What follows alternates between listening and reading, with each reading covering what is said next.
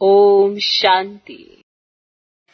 हम जितना बाप को याद करेंगे उतना पाप कटते जाएंगे। किसी ने पूछा कि बाबा कहते हैं कि ये तो सब जैसा लिखा हुआ है ड्रामा में वो तो होना ही है, एक्यूरेट है ड्रामा, तो हम जब याद करते हैं तो पाप कैसे कटेंगे। और फिर किसी ने पूछा कि बाबा कहते हैं सबको अपना हिसाब किताब चुकता करना है, फिर याद से पाप कैसे कटेंगे। स्पष्ट नहीं होते कईयों को कि याद एक ऐसा एनास्थीसिया का इंजेक्शन है जिसके आधार पर आपकी कटिंग तो हो रही है पर एहसास नहीं है। मान लो आपका ऑपरेशन होना है, ठीक है, और आपकी कटिंग कर दी जाए बिना इंजेक्शन लगाए एनास्थीसिया का, कितना पेन होगा, कितना दर्द होगा। वो डॉक्टर कहेगा हम तो ऑपरेशन कर रहे हैं, अब हमारे पास इंजेक्शन है नहीं तो तुमको लगाएं, तो दर्द सहन करो। हमसे विकर्म हुए हैं ये पहले आत्मा रियलाइज करेगी, और जब रियलाइज करेगी तो उसकी याद से अपने विकर्म विनाश करेगी।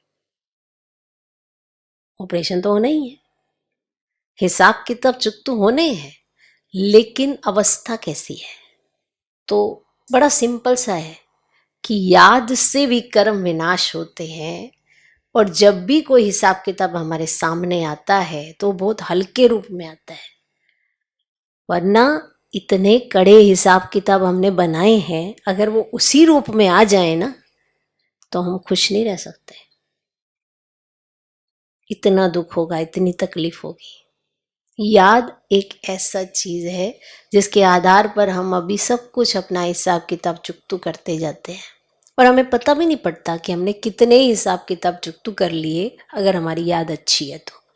वरना हर चीज हमारे सामने आएगी, और अगर हर चीज हमारे सामने आए तो हम अतीन्द्रिय सुख के झूले कब झूलेंगे।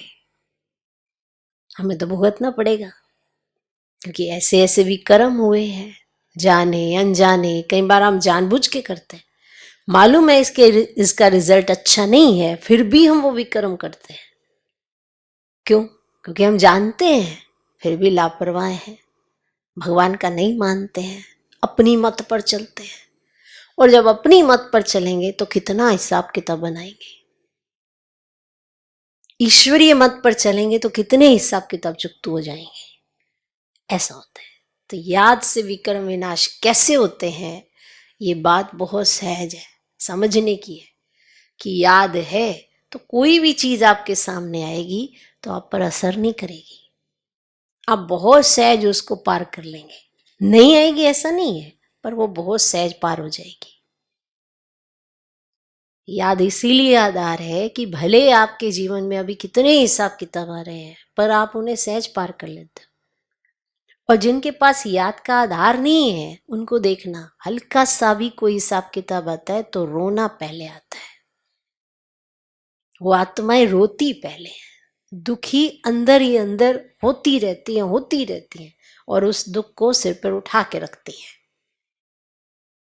तो हिसाब किताब आप भी देते हो, हिसाब किताब वो भी देते हैं। ब्राह्मण परिवार में भी कई बीमार होते हैं, और आम दुनिया में भी सब बीमार होते हैं, पर हालात देख लो, स्थितियां देख लो। तो याद से विकर्म विनाश होते हैं, ये कैसे होते हैं? इतने हल्के हो जाते हैं कि आपको उसका एहसास खत्म हो जाता है। ये बहुत गहरा है, चिंतन करना।